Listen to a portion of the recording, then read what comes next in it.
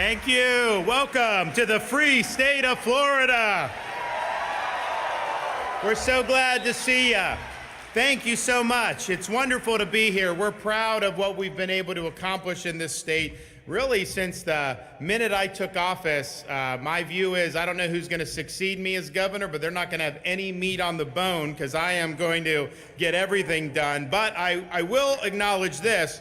My first act as governor was actually not doing anything related to public policy. My first act as governor after getting sworn in on the steps of the old Capitol was to go back to the governor's residence, and Casey and I were able to get our son Mason baptized. He had been born the previous March, but I was a U.S. congressman. We were running. We had a lot of trouble figuring out how we were going to string together a baptism with everything going crazy. And so we decided, since everyone was going to be in town for the inauguration, we would do it then. Now, we had been in Israel many years before that together, and my wife brought back from that trip water from the Sea of Galilee. And it was, we had no kids at the time, and it was, as we have kids, we are going to use that water to baptize them. Our daughter Madison was born 2016, no problem, without a hitch, used the water, great, obviously had more. So Mason, we do it in the governor's mansion, and you know, we are just middle-class people. We've never had anyone pick up after us. So it was in just a plastic water bottle like you can get at the convenience store, except the label was written in Hebrew, but still. And we did everything. We went off on our way, kind of left everything as is. The next morning, I asked my wife, where's our Sea of Galilee water? She's like, I think it's downstairs. Well, I went downstairs, and everything had been cleaned up, and there was no more water from the Sea of Galilee. And so I announced at an event a couple weeks later, because I had mentioned in my inauguration speech, I said, we're not doing a parade. We're going to go back. We're going to do the baptism, and I have water from the Sea of Galilee. And so I announced that, and within 24 hours, there were people in Israel digging into the Sea of Galilee, and they sent me this beautiful glass jar filled with water from the Sea of Galilee, and that sat on my desk in the state capitol until our daughter Mamie was born in 2020, and we used it for her. So we're excited to recognize the importance of the Holy Land. I actually just got back from being in Israel. You know, Israel's thousands of years old, yet 75 years young, and I was able to speak at the 75th anniversary of the modern state of Israel. And all you got to do, you have anybody that ever questions anything, just bring them over there, open up the Bible, and walk the steps of everything that's in there. My son, who was 4 for Christmas, what he wanted more than anything was a slingshot so he could be like David. And we were able to take him to the city of David, and he's able to see where David lived when he was the king of Israel. And you can even see where David and Goliath had the battle right down the road. So it really brings this to life in a way that has a profound effect on so many people who do it. And in Florida, I pledged as governor that we would be the most pro-Israel state in these United States, and we've delivered on that promise. Because we understand that it is the cradle of our Judeo-Christian civilization, and those are the values that undergird our Constitution and our republic here in America. And so we've taken aim at those who seek to marginalize and destroy the state of Israel. When I became governor, one of the first things I did was go after Airbnb, who are doing BDS against Israel. We put them on our dink list for investment, and guess what? Airbnb backed down shortly thereafter. We most recently did legislation going after a host of different things involving ESG, but what they're trying to do with ESG in part is they're folding in BDS to be part of credit ratings on things like Morningstar to penalize companies that have these presences in Judea and Samaria. So I signed the legislation, and we are not going to let Morningstar do that in the state of Florida. So we've made it very clear in the Sunshine State, BDS is DOA.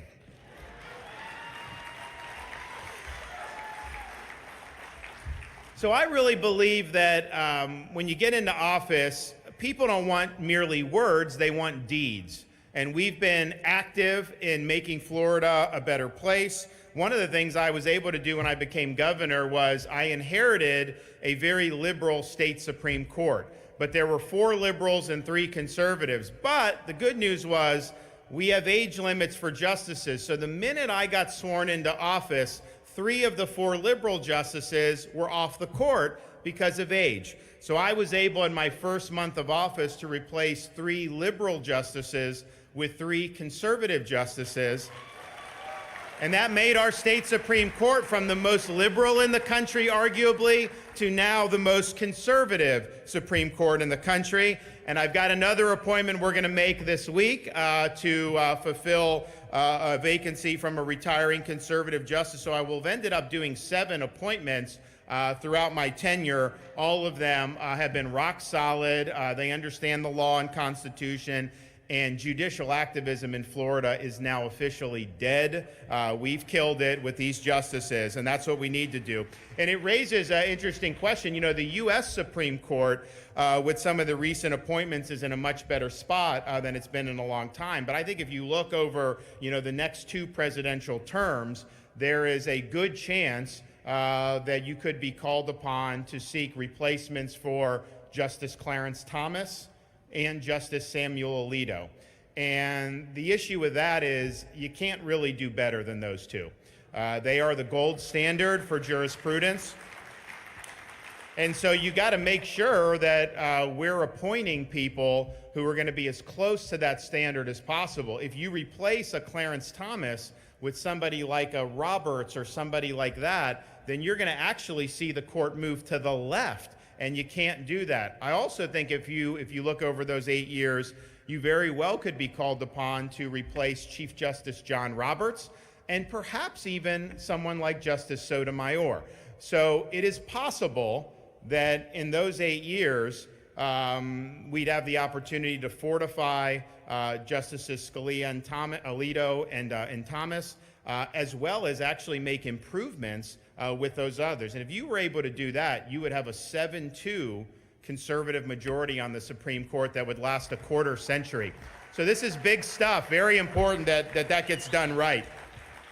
I also think that leadership is really about doing what's right, not worrying about all the chatter, not worrying about any of that. I got elected in 2018 by 32,000 votes. That was less than 0.5% in a very large state. A lot of people didn't give me a chance to win that election, but because Florida had been a 1-point state politically, people told me before I became governor, go don't rock the boat, be very ginger. It's a very delicate political balance in the state of Florida. Be careful what you do. And I understood that advice, but I rejected that advice.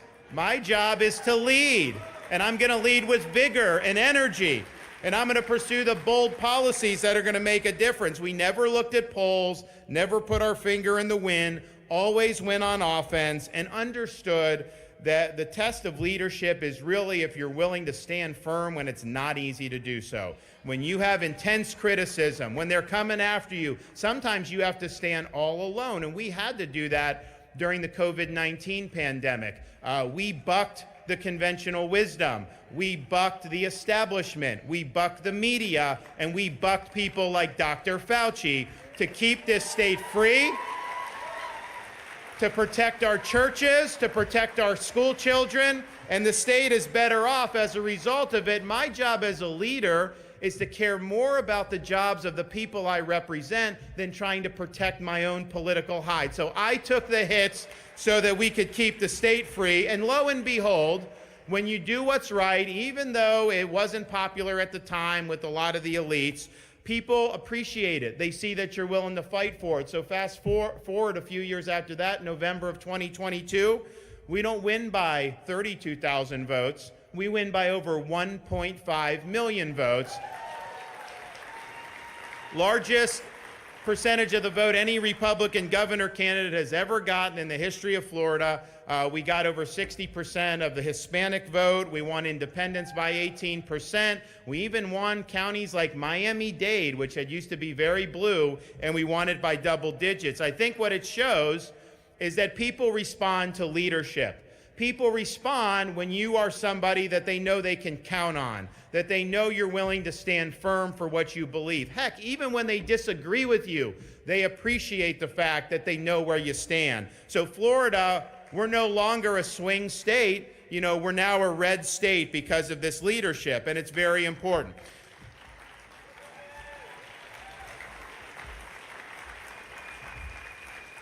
One of the things I'm most proud of is that the state of Florida stands unequivocally in defense of the family and in defense of our children. And we have done more to protect children than any state in the country. Of course, just a few weeks ago, I was fortunate enough to sign the Heartbeat Bill, which is the strongest pro-life bill Florida's seen in its modern history. We got it done.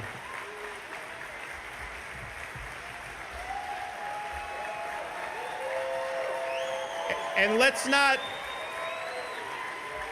let's be very clear on this, that when we are acting to protect an unborn child that has a detectable heartbeat, that is humane. That is not harsh. It is the right thing to do.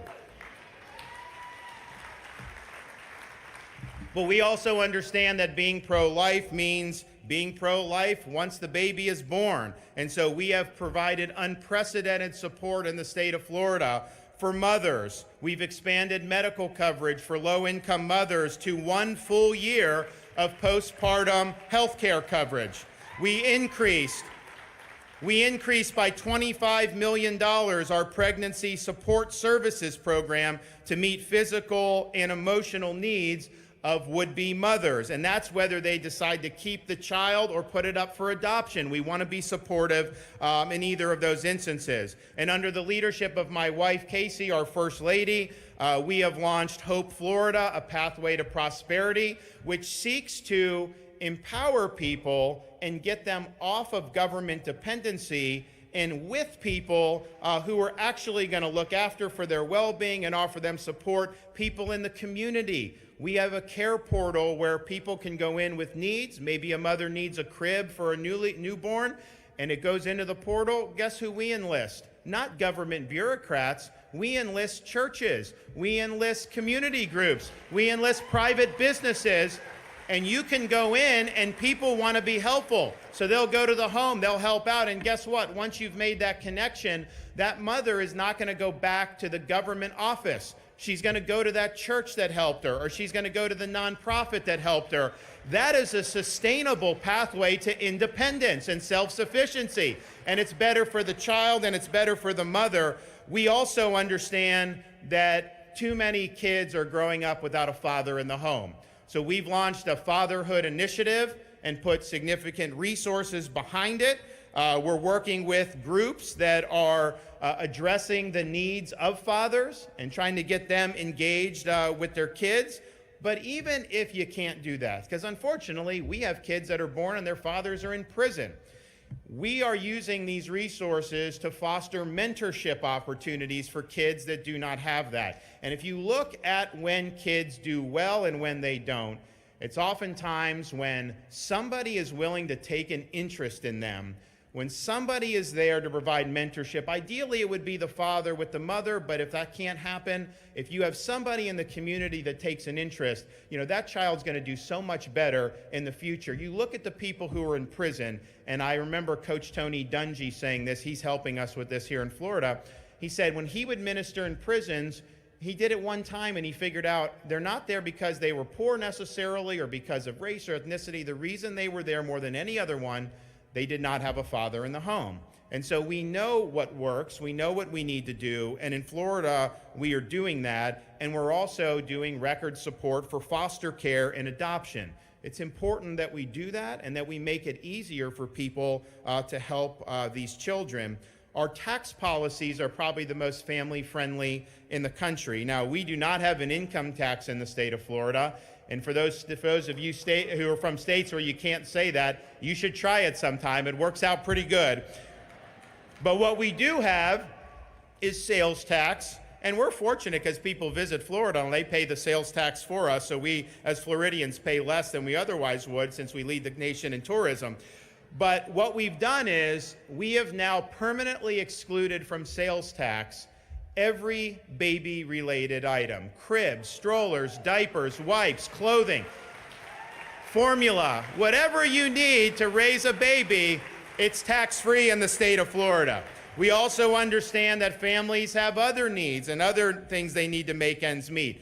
We just did a 50% reduction in tolls for our commuter. It's saving people $100 a month in some instances, and that's money, especially in an era of Biden inflation, that can stay in their pocket. We even said, because we understand families can be large, we even said no sales tax on pet food and pet medication, because they're part of our families too. And we even said no taxes on gas-powered stoves, because they are coming after that, and we're not going to let it happen here in Florida. But part of standing up for families is to make sure that our school system is providing kids with an education, not with an indoctrination. We believe in the rights of parents to direct the education and upbringing of their children. Parents have a right to know what curriculum is being used in their kids' classrooms or what books are being used in their libraries, and we've empowered parents to do that, and parents all throughout Florida have blown the whistle when they have seen things like pornographic materials in the library. Now, the media will say that removing a pornographic book from a 6th grade school shelf is, quote, a book ban, but I can tell you, adults can purchase books what they want. But making sure stuff is age appropriate is precisely the role that we should be playing. And I did a press conference, and we called it Exposing the Book Ban Hoax, because that's what it is. They're saying it's and it's not. But before we had parents talk, before I talked, I just played a video, and it just showed the graphic images of what the parents in Florida have objected to. The news stations that were carrying the press conference cut their feed because they said it was too graphic. Well, if it's too graphic for the 6 o'clock news, how is it okay for a 10-year-old school child?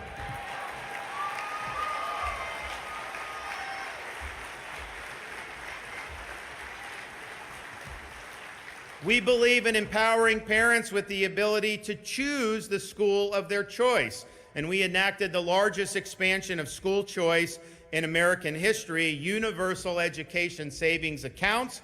If a parent wants to have their child get a religious education, they now have the scholarship money to be able to do that if they can't afford it.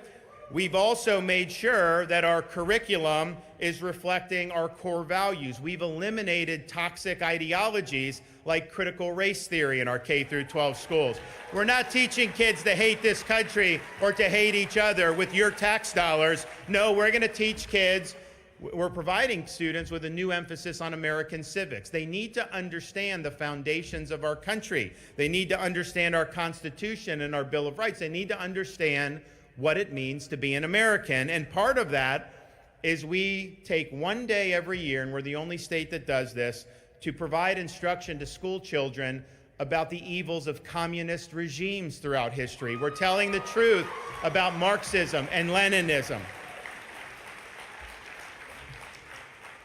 We flatly reject the inclusion of gender ideology in our K-12 schools. It is wrong for a teacher to teach a 3rd grader that they were born in the wrong body or that their gender is a choice. And in Florida, I just signed legislation eliminating the use of pronouns in the schools. You can't force somebody to choose pronouns. We're not going to let them try to impose the idea of gender fluidity on our kids, particularly our young elementary school kids. And if Disney doesn't like that, well, here I stand. I am not backing down 1 inch. I am going to do what's right, and we are going to make sure we're standing up for our children, because the children are more important than the almighty dollar.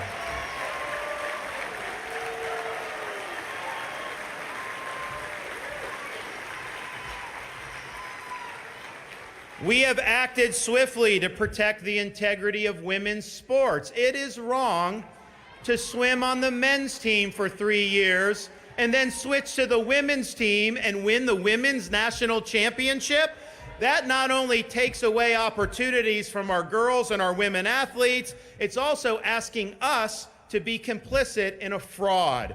We will not do that.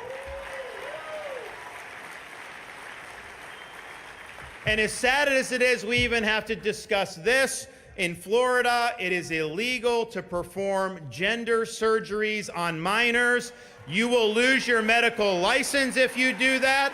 And if you take off the private parts of a minor, you're going to jail for doing that with the legislation we have just signed.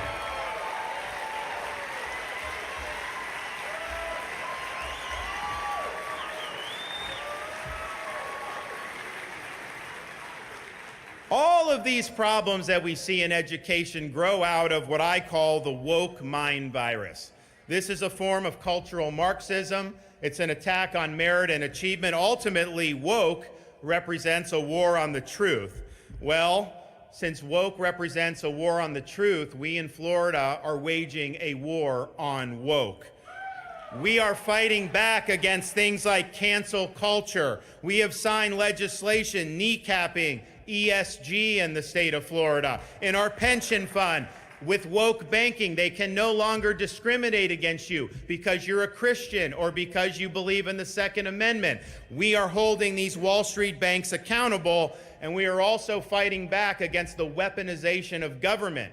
We have a government that will target parents going to school board meetings. They will target pro-life activists. They will allow lunatic leftists to protest illegally in front of our Supreme Court justices' homes because of the Dobbs decision. And they are now in the FBI saying observant Catholics represent some type of threat to society. Make no mistake, weaponized government is one faction of society turning the reins of power against those people they don't like. And the people that are in power now do not like people of faith. And so we have to get this government under control. We have to make sure that the bureaucracy is reconstitutionalized and that ultimately the government is returned to its rightful owners, we, the American people.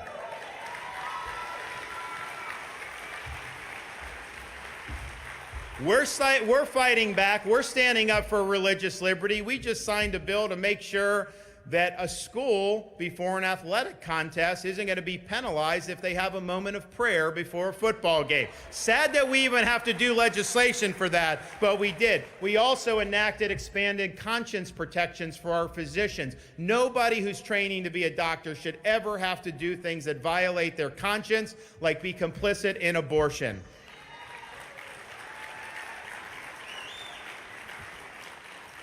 So I think if you look around our country, it's almost like things are upside down. There's a lot of pessimism out there, but I think that what we've done in Florida should inspire people with a sense of hope. American decline is not inexorable. It is a choice. A great American comeback is attainable, and freedom sure is worth fighting for. And when you see the chaos and the deceit in the world around us, it should prompt us to look higher. God has blessed us with freedom, and our country's Declaration of Independence is one of the few that recognizes that our God-given rights predate the government, and that government's creation is to protect the rights we already have because of God's hand. So we have a responsibility to preserve the freedom that has been endowed to us by our Creator. We must restore a sense of sanity to our society. We must restore normalcy to our communities, and we must restore integrity to our institutions. Our founders understood that freedom is fragile. You could have the best Declaration of Independence in the world, you could have the best Constitution in the world, they do not run on autopilot. When they met in Philadelphia to frame the Constitution in 1787, they came armed with having studied the history of every republic and the history of mankind because they wanted to get lessons about how they could govern this new American republic. And what they determined was there was only really one thing in which every republic in history had in common, and it was this. Every single one of them had failed. And so they really believe that it fell to the United States of America to determine, can people really govern themselves? Can we have a society based on the idea that our rights come from God, not from the generosity of the state? Can we have a society based on the idea we live under a rule of law, not the rule of individual men? Or were mankind forever destined to live under various forms of despotism? And they fully expected that we would be the ones that would answer that question. I can tell you it's not going to be easy to restore the glory of this country, but it is necessary to do so. And it's necessary not just for us, our future, our kids, our grandkids. It's also necessary so that we do our part to pay our debt for those people who've sacrificed on our behalf throughout our history. One of the things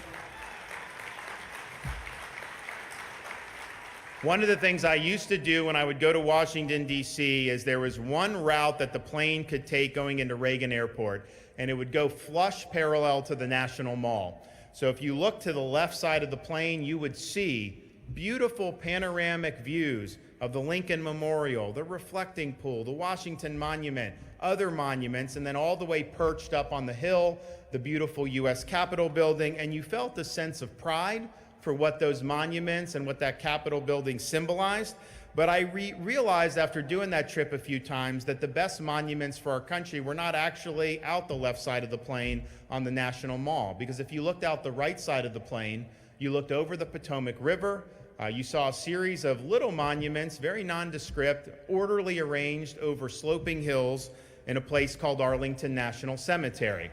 And you can have all these great political figures, you can have great ideals and principles, you can have a great constitution, but if you don't have people that are willing, when duty calls, to stand up, put on a uniform, risk their lives, and in some instances give that last full measure of devotion, then none of those ideals or principles are going to amount to very much. And so their sacrifices are why we have an opportunity to preserve a free society. And it won't be easy. It will require sacrifice, but the sacrifices we're called upon to make pale in comparison to the sacrifices that those brave men and women and those who paid the ultimate sacrifice. And so what I say is, get ready, put on the full armor of God, stand firm for the truth, and don't ever, ever back down. We appreciate what we've done in Florida. We're proud of what we've accomplished in Florida, but I can tell you this, I have only begun to fight. Thank you all. God bless you all. God bless the United States, and God bless the free state of Florida. Thank you. You enjoy this convention. Thank you. Thank you so much. God bless you all. We'll see you soon.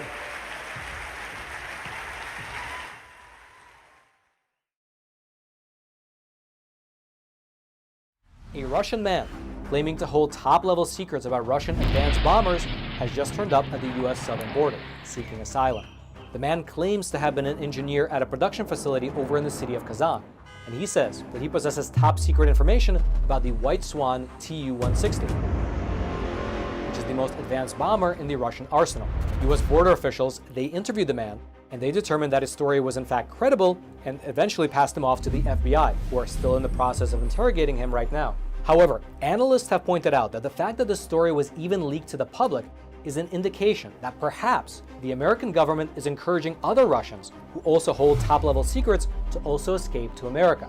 And if you thought that was interesting, well then you should click on that button below this video and check out Epoch TV, one of the best no-censorship video platforms on the internet.